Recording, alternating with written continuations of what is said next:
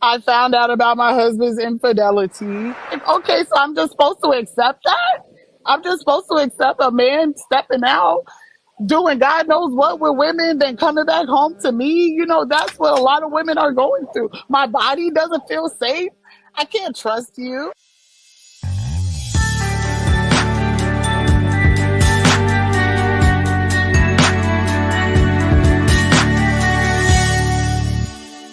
So I just want to share that journey with people. I I'm on the journey right now. you're on a journey. We're going to get into that. We're talking to Lataria Bailey, aka Lottie B, right? And Yes. she's been going through something, domestic violence, that she's been posting on TikTok, and it fell across my lap when I was scrolling on TikTok, and I seen some of your videos. Now, Yeah. talk about your situation. You've been married how long? Yeah, so I'll give you a background information on, my marriage and our relationship. And I also want to say, yes, I suffered from domestic violence, but I have a different story. And this is why I want to tell it, because it's the women like me who are in that in between who are, well, he doesn't do this all the time. So should I leave because this is like the first time he's done it, or, this is something new? I want to speak for those women, because people who think I'm getting my ass beat in the comments, excuse my language, every day, that is certainly not the case. Okay, that's not the case. Anytime we've gotten into it, I have always defended myself. It is not that kind of situation. But for the man to be the one initiating these things, as a woman, you feel unsafe. And I don't think I should have ever had to experience my husband pulling out my hair. Like, that should not have been an experience I had to go through because we had a disagreement over something small. So, this is why I feel like I want to tell my story, because it's so like nuanced, and there's so many like different aspects to it. But I'm going to do my best to tell our story um, from my perspective, Right, because right? Because because he's not here to tell his side of the story. right, So you want to respect that part of it. right. But we also And want to he's hear. he's more than welcome to. I honestly, I don't even think he knows the videos are out there. I don't know if someone sent it to him. If he does, I don't know.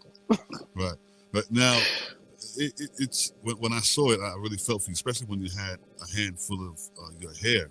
I was like, Yeah, wow, that was this my is real hair, and that was at that time, that was raw, that was in the moment. I just felt like I had to document that, because people are so easy to say call 911, call 911. If I call 911 and they can't prove that he did anything, then I'm home with my abuser, because I can't put him out because he pays rent there. People don't understand the depth of these situations. But let me not get off track. I want to give you our background story, because no, it was not always this super toxic relationship, right? It grew to become that, but it was not always like that. Um, so when we met, I was 21, he was like 24. We're like 3 years apart. He was a bigger guy, I want to put that out there, because I had never dated a bigger guy before. I had a type. It was athletic, tall, dark. I had a type, and I had no problem, having that type in my life. So I just want to make that clear, because these people on the internet act like I was some sort of bum that just came up on this man. I don't understand. But I say that to say, I really gave him a chance in this relationship, because I had a lot of options at that time. And at that time, I felt he was the most genuine, right? And I was like, do I go for looks and clout, if you will? This man didn't have no clout. I had my own place. He didn't have his own place. Well, actually, I had a roommate too. We were both in the same sort of situation. So it's not like he had one up on me, I had one up on him. We pretty much came to the table with the same things. right, right. Fell in love, I'm not even going to get too much deep into it. We fell in love, what I thought was genuine. Um, about 2 years in, we had our child after moving in together into our own place. And then 10 months later, I had another child. Okay, so we had them kids back to back. If you're a parent, you know how having kids can change your relationship, change your marriage, because you're both adjusting to Yeah, things. you can. I was working full time. I was a working mom. I had a job as a coordinator, and I was making decent money. He was making decent money. We're trying to make it as a young black family and move through our problems. 2020 came, COVID. A lot of people spent a lot of time together, and a lot of divorces happened after Yes, COVID. I don't know. absolutely. I don't know if y'all know. Like, maybe I'm just one of them that tried to push through and try to, Yeah, yeah. COVID but damaged a lot of relationships. I think it helped because it helped people see who people really were. You get Exactly. to ignore them for 8 hours during the day when you go to work, and Yeah, you kind of had to be with those people. yeah, yeah.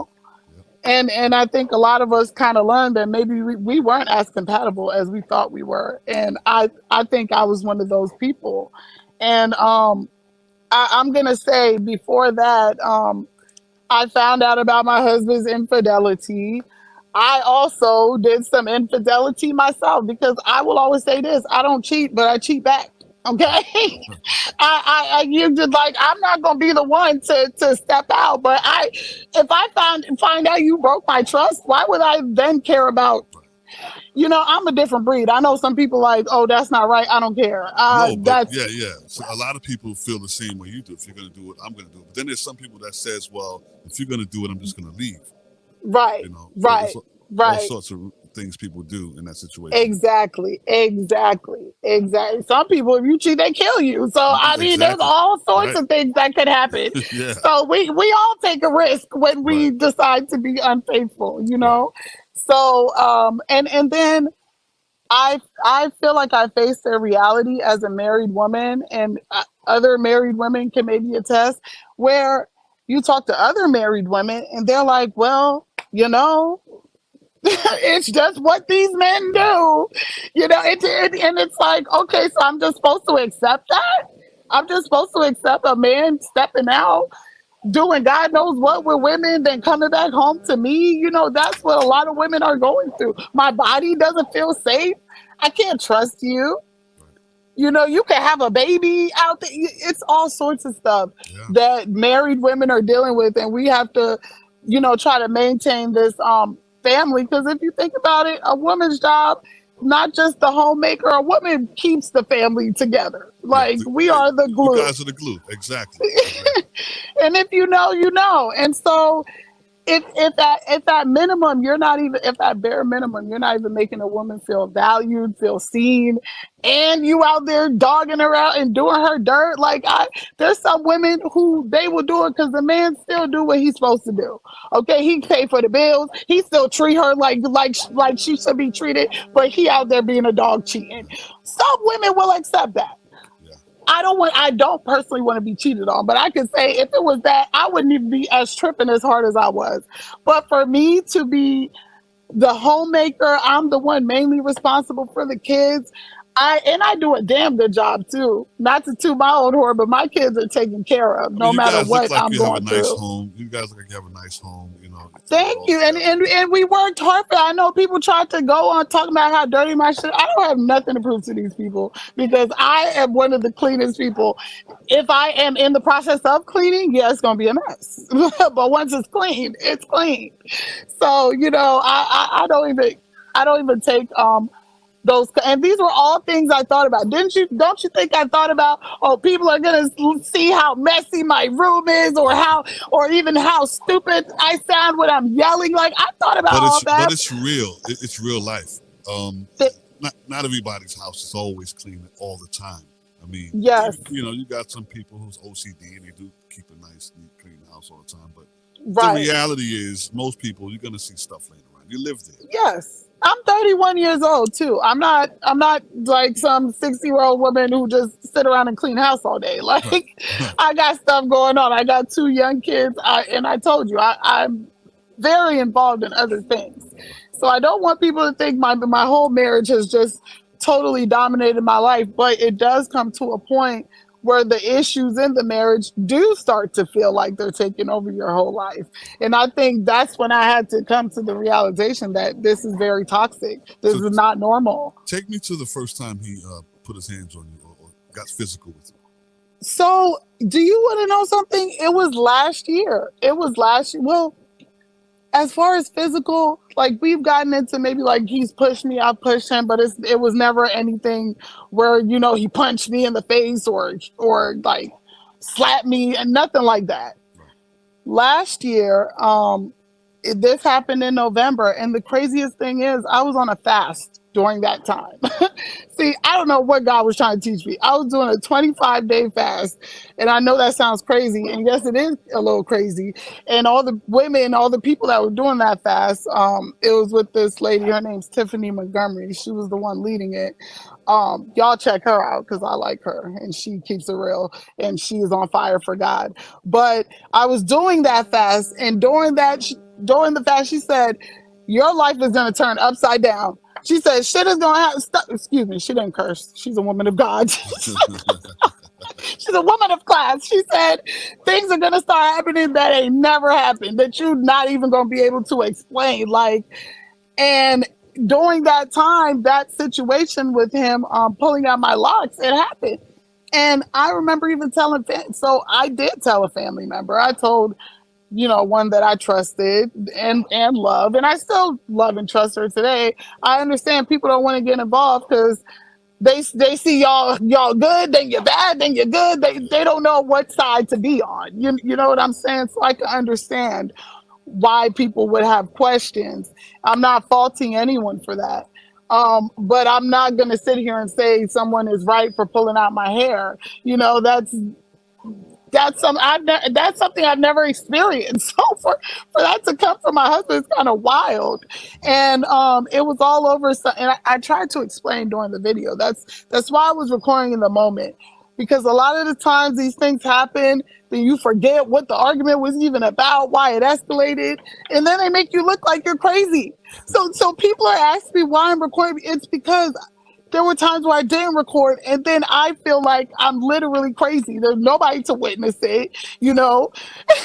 I can't even explain it, but the people who have been in my situation, I know they understand what I'm talking about. And that is why after it happened, people are like, "Well, where's the proof?" So you think I just knew I was gonna get attacked and to just pull my camera out and record the attack? I don't understand. And the thing is, Scripted? the thing is, when you put the camera on him, he's so calm, like nothing happened. Yes. That's, And it's so infuriating. You guys don't understand how infuriating that is. When someone does something so awful and then you're angry about it. You can't. What can I do? I can't attack him. If I attack him, I go to jail. You understand? Like people just this kind of situation takes so much maturity, discernment. Has he ever apologized? Have you guys ever sat down and talked about it? He did apologize, and this is why I say I call him a professional narcissist, because yes, and he does apologize. It's a cycle of manipulation. He apologizes. He says, "This isn't me. This is not who I am. I want my family. We have something great together." And then all in the same breath, in a few more days, do something crazy, talk to me crazy. It's just the math was never mathing. And it was a constant cycle of me just trying to believe this man because I loved him. And I want to keep my family together. And it's really hard to raise a Black boy. I don't know if some of y'all don't have young Black boys to raise, but I do. And when we took a break of separation, because we did separate, and then he came back. Y'all talking about his house? He came back to my house. So I need y'all to calm that shit down. So when we were separated, it was hard for me. Like my son did not listen to me. I can't and what am I gonna do? Like beat him till he listen? Like I don't want to be that kind of parent. Ultimately, a young boy needs his dad in his life. Definitely. Yes. Needs a male yes. figure. And so I thought I have to sacrifice something. Y'all, they're saying, oh, well, why would you put your. He's a great father. I'm not going to sit here and act like he's a bad dad. He is not a bad father. Is he a bad father for treating me like that in front of his kids? Yes. Yes, he is for that part. I would agree with that. However, when it comes to providing, when it comes to teaching his kids stuff, when it comes to spending time with them, he does. Now, maybe not all the other stuff that I wish he would do that I have to then pick up as the other parent, but I'm not going to sit here and villainize him as a parent. And I realize that a boy needs that in his life. I can't teach him how to be a man. However, a boy also doesn't need someone who's going to teach him how to be toxic. And I felt like this is what it's mutating to become. And before to give you a timeline, my son is 6 and my daughter's 5. They're 10 months apart. And do they actually see this happening when it's happening? So with the whole spit incident, they did see it happen. Because he spit at me. I want to be clear, because he can't even spit right. Like, child, listen, he spit and I didn't even realize what happened. Like, it took me a second to put 2 and 2 together, because Wow. people be acting like, people think they crazier than everybody else, but y'all really don't know the maturity and just, I don't even know, grace from God that it takes to. You know the Ooh, thing child. is, when it comes to outsiders looking into a domestic violence situation, it's always easier saying what you would do in a situation like that until you're in it. Right. You know, When you've never done it. Yeah, I can look at it all day and say, well, why don't you just leave? Why don't you just, get out of there? But it's not that easy, It's not. you know. It's not when you've built a life with somebody. I met him at 21. I'm now 31. Right. So Now, do you that's like ultimately, literally 1/3 of my life I've spent building with this man. right.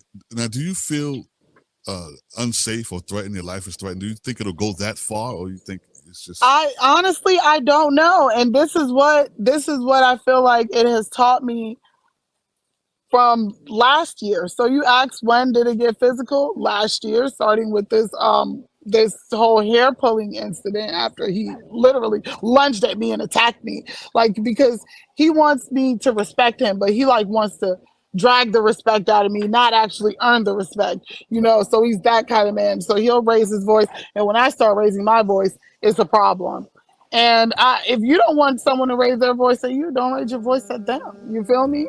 But that hasn't been the case, and I feel like there's a lot of men who they want to demand that respect, but they like are not earning it from their women, And so for you to try to prove yourself like you're bigger than me, of course you can beat me up. You are a 6'5", 200+ man. Like, of course you can beat me up. What are you proving by trying to prove that you're like, you can be angry and you can get mad? And I also want to take this opportunity to talk about mental health and how Black men, since I've been married to one and dating him for almost 10 years, there's a lot of mental health issues that go unaddressed. Absolutely. And I have been trying to push him towards, and you know what?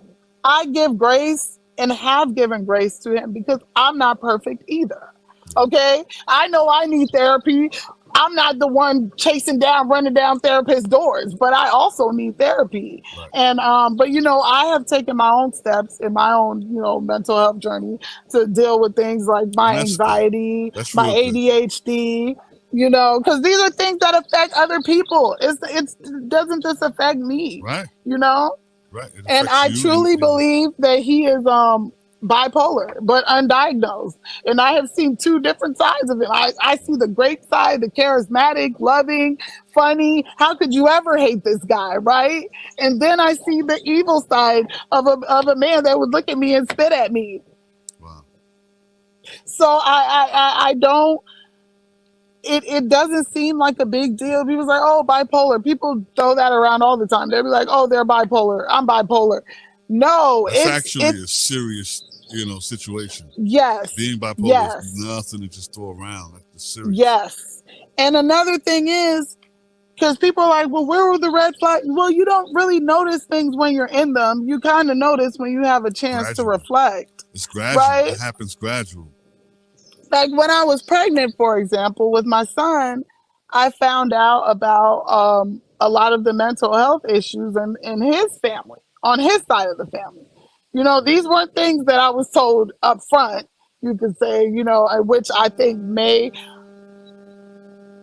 I don't know, and maybe you can help me tell me how you feel about this. You know, like when someone begins to date someone, is their family mental health history something they should discuss? Is that a Absolutely. private matter I, that, you know, they have a absolutely. right to keep to themselves? Like No, I think what you should disclose all of that stuff. Mental health history, even physical. physical health? Yeah. Hello. Yep. So all of that needs to be addressed. I mean, a lot of things, even financial, the way you deal with Yes. financial situations, that needs to be addressed before you Preach go on into it. it. You know. Because in 3 months into my relationship, I took out a loan for him so his car wouldn't get repossessed. So Yeah. yes, So how you handle money, financial yeah, health. yeah. How you Oh manage God. money is real important. So yeah, And it does begin in your 20s. I think ladies in our 20s, well, I was in my 20s. Damn, I gotta embrace the 30s. But in your 20s, you try to be grace. You try to give grace because you understand. Just like you're learning things in life, he's learning things in life too. He's not perfect, you know. So I tried to give a lot of grace. And again, we were on this journey together. He has elevated in his career. Yes, he works for a top tech company. I would say number one, and I ain't gonna put the name out there, but he does, and he doesn't have a college education, but he has managed to do very well for himself as a young black man, that's a good and that thing. is something I've admired about him. That's something that I don't want to be the one to ruin that path for him. So when people are like, just call the police on him, blah blah blah, and someone has a clearance of some sort that people don't even understand. You don't understand the intricacies of this thing. Right. But we And so and maybe I am making excuses, and that was part of the reason why it took me so long to just, right. you I think know, you should. and I think you should. Talk to him and convince him into doing some sort of counseling, therapy sessions, or listen, something. that ain't nothing I could ever convince him. Maybe the public He would can have to once. want to. He would have to I want to don't do it. know. Yeah, he would have to want to Exactly. ultimately do it himself. But we're running And out of he time. has been in therapy. We have been in therapy, child. We've been to church, to the pastor, had meetings with the pastor, trying to help our marriage. And the thing about it, ladies, I'll say this: it takes two. You It cannot does. save a marriage by yourself. You No, cannot be in a marriage by yeah. yourself. You cannot work on a marriage by yourself. You didn't marry yourself, so you have to. It takes two to take care of Exactly. a situation that's going on. Yes, it We're takes running out two of to time. tango. Yeah, I do thank you for sharing your story. You know, Yes. you know, I hope I helped clear up some of the details you absolutely because you did. know You absolutely did. there was a lot of assumptions just about the nature, the severity of the situation, the timing. Even these videos are old, okay, and I'm now at a place. Well, it's not that old. I told you that it started Right. last year. But and I'm at a place where I'm not as affected. Had I been watching those videos when it happened, I'd have been like so in my feelings, so embarrassed, so and Now you it's can my look at it, not to cut you off, but you can look at it from two different standpoints, right? When people making these comments on social media, "Oh, get out! You must want to stay there." You can look at it as them being hateful, or you can look at it as they're looking out for your well-being. Telling you hmm to get out or call the cops. And some of them may genuinely be worried about you. That's why yeah. they're saying, get out of there while you're staying there. But They not. These we people not worried about me. I Let me was trying to tell give you, them the a benefit bunch of of the doubt. people, nah, they not. And honestly, y'all can listen. But there were some really genuine folks that reached out to me. Even one lady in Delaware. Shout out to her. She said, "You, your babies, and your auntie could come stay in my basement." Wow.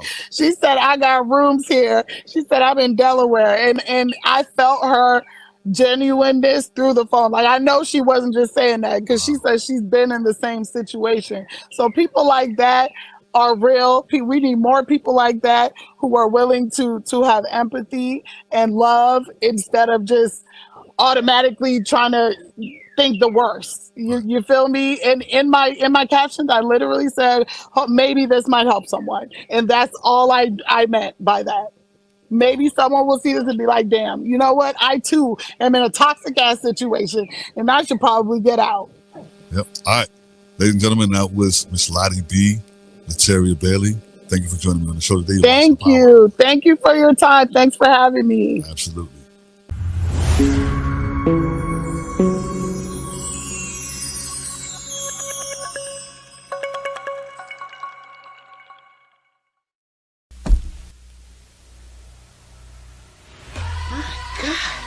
This is a difference. Well, listen, it's been a long trip and I'm finally here.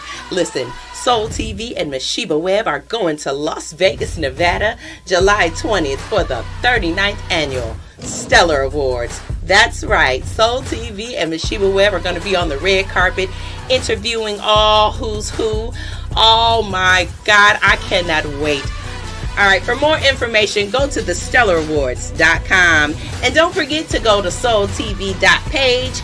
And don't forget to download Soul TV Live on all your Roku devices. And don't forget to go to Ticketmaster and get them tickets. Not now, but right now. See you there.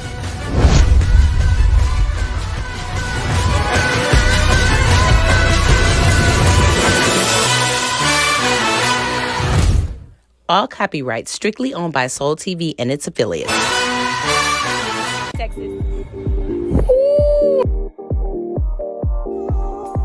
To the money, not from it. That you like place because that it's just I'm your host, Anthony B. Williams. For being Duncan and the way you means to being here. What's about the upcoming season of Power? Sometimes you watch a show and people are... I used to black fried cornbread. Hello, 30 years old. Join us right here, Soul TV. Watching the Power Hour. I'm your host, DJ Larry Jones.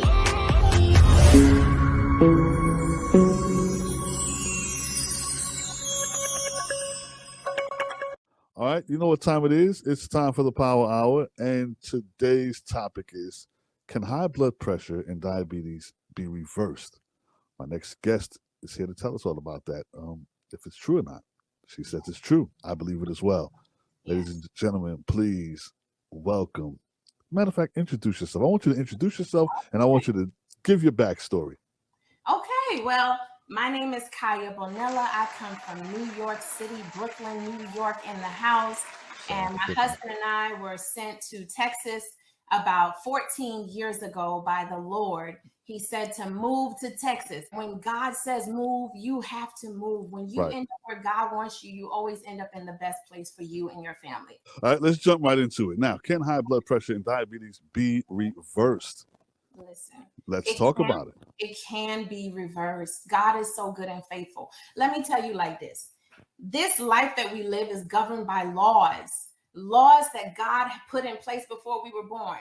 And for some reason, we think we can change the trajectory of life just because we're human and we have a brain. But the reality is, in America, health is failing, not because health has to fail, but because we're doing the same thing and expecting different results. So if we follow the laws of life, let me just give you one example. Y'all know the law of gravity, but let's talk about the law of sowing and reaping for a minute. If you sow a lot of saturated fat, animal fat into your diet, what do you think is going to happen? You're going to reap an unhealthy body. You're going to reap high blood pressure. You're going to reap diabetes, high cholesterol. So a lot of people take pills for these diagnoses, for these diseases. Did a pill cause it? Right. No. So a pill is not going to fix it. What is going to fix it is getting to the root of the problem, not trying to take a Band-Aid and put it on a wound that will never heal, called taking a pill. Right. So I don't want to get it misunderstood. I'm not anti-medications. I love emergency medicine. I love antibiotics. I love chemotherapy. I love radiation therapy. I love life-saving treatments. But when we talk about high blood pressure, diabetes, cancer, when we talk about high cholesterol, we're talking about lifestyle diseases, meaning diseases that are brought on by our lifestyle, diseases that are dietarily driven.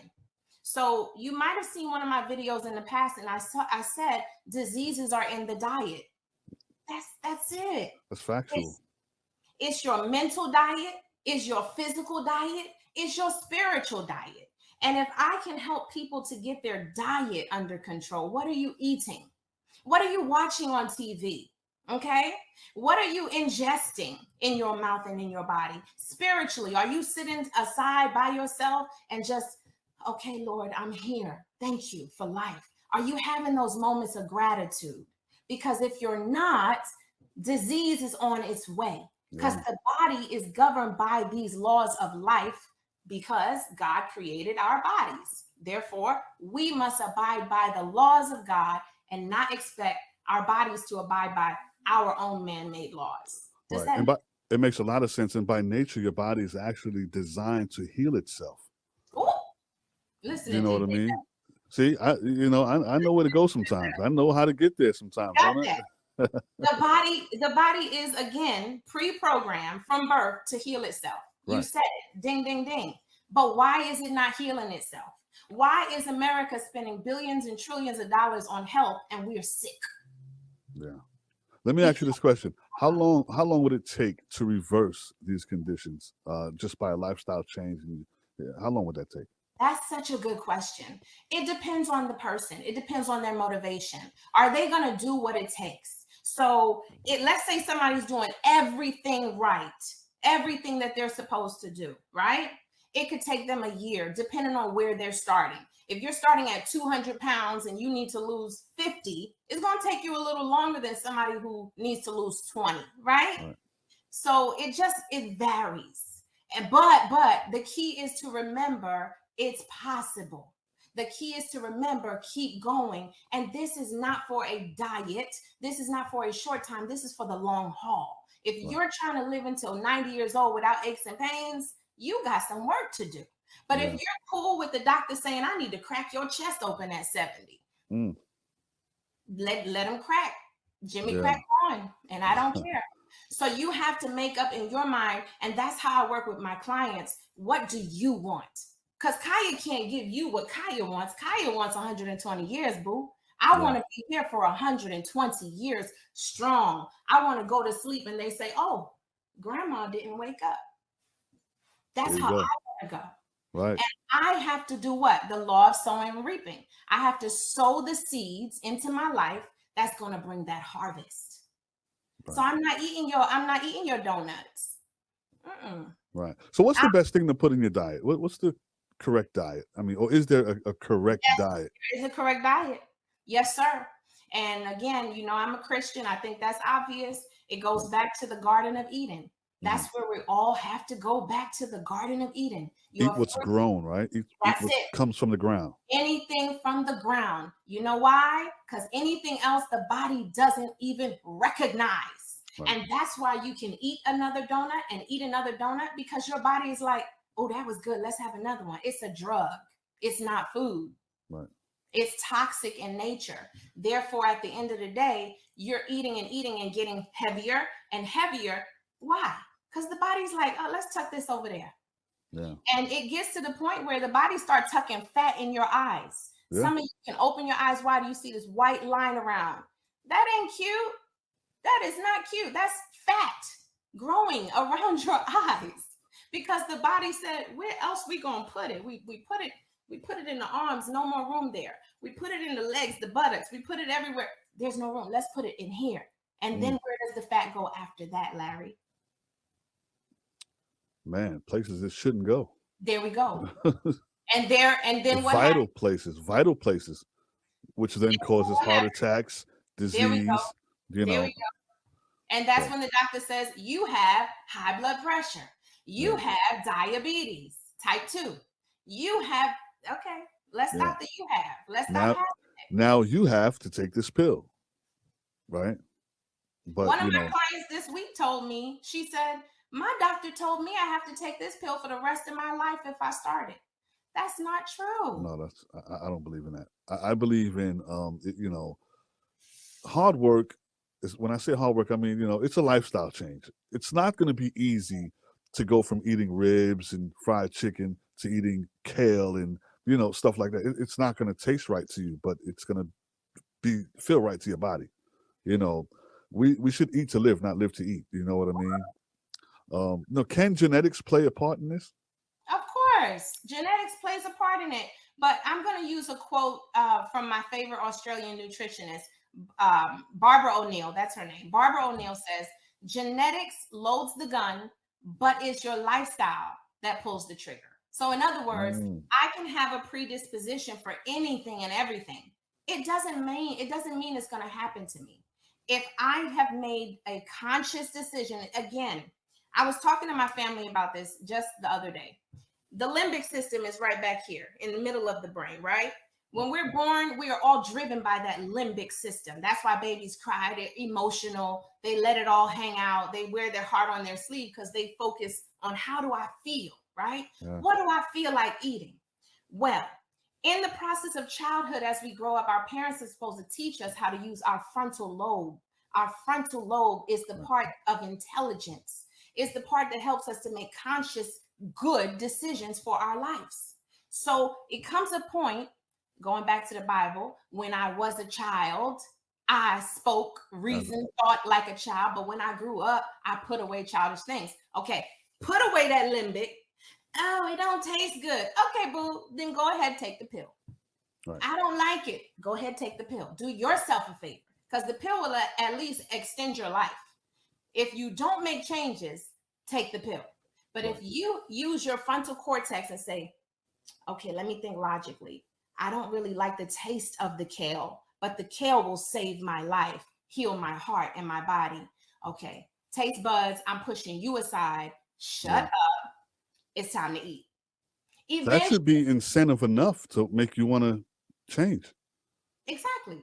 And eventually, just the same way you and I got our taste buds from our childhood, the same way we acquired that taste, the same way somebody in India is eating monkey brain right now and loving it. Right. It's the same way we can reprogram, rewire our taste buds to like healthy food. It's really not that hard. Right. So give us some tips. What can we eat to start the process of what kind of diet should we be on? So this is the diet. I'm going to tell you, I've never said it publicly, but this is the diet. It's the whole food plant-based diet, not vegan. Not vegan. Right. I repeat, not vegan. Okay. The whole food plant-based diet. We're talking about your rice, your beans, your legumes, your nuts, your seeds, your carrots, your broccoli, your cabbage, all things grown from the ground. That's it. Nothing in a box with 5 different ingredients. Right. No preservatives. Forget about it. No artificial flavors, colorings. No, we don't want your fancy trick cereal. No. We don't want anything that's colored, not by the sun. We want all the phytonutrients that come from what the sun does to our carrots and our green peppers, red peppers, when it does what it does. Because when we ingest those type of nutrients, our bodies are going to have a party. Our stomach is going to be like, yes. Right. Our liver, our intestines. We don't think about all of that. And I got my little friend here, my little naked man. Say hi. But anyway, we don't think about our liver. Right. When you eat all of that fast food, it's getting inundated with fat. And your liver is working overtime until it eventually shuts down on you. Thank you. And the liver's job is to cleanse your body. It's a detoxifying organ. So no good if it's jacked up. The skin, we have to think beyond today. We have to think, the tip is think beyond today. Think about tomorrow. Think about your heart. What are you doing to your heart when you're eating these things? Yeah, you enjoyed it, but how's your body handling that? And your body is the vehicle that's going to get you from here to the end of your life. And remember, you can always choose to get that chest cracked open, or you can choose the alternative. No chest cracked open. This is hard for me to change my diet, but eventually I'm going to love it. Yeah. So that's my tip.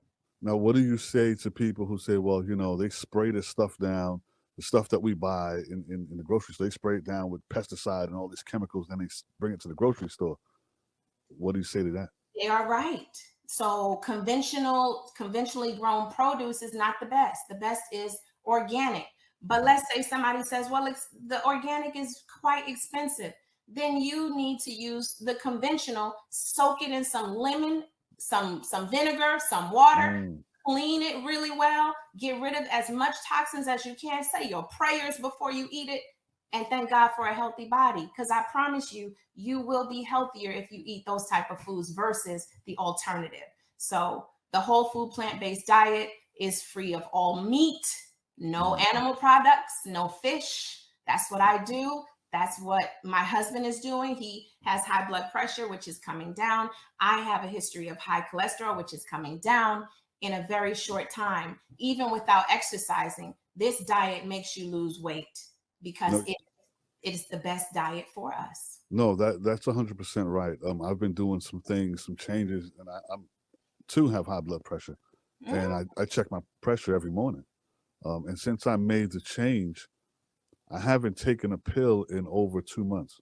Ooh. So yeah, absolutely, it works. Brother. Yeah, and for the naysayers who may watch this and say, "Well, yeah, whatever," it's true. I haven't taken a pill in 2 months, and my pressure is like, I think the highest it's been since I've made the change was like 140. The lowest it's been is like 127 over 71 or 2, something like that.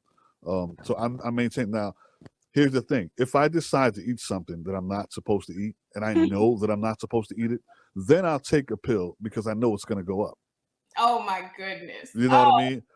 So that's my cheat sheet, and I shouldn't do it, but that's my cheat sheet. But you know, to speak to everything you're saying, it does work. Lifestyle changes does work. You just have to stick to it. Love yourself, love your body, love who you are as a person, and when you eat right, you'll feel right. Absolutely. Amen to that. It's been a pleasure having you on the show, Kai. We have to do this again. We have to do weekly updates. You know, that'd be great. We should do that. Weekly would be great. I'm down for it. Weekly updates. We have to, get this into some folks and You're watching the Power Hour. The Power with DJ Larry Jones. What are some of the blame? All right, it's time for the Power Hour, and on this segment, I really don't feel legit, Larry, because I don't have a legit mic. We're going to have to do something about this. You're watching Soul TV.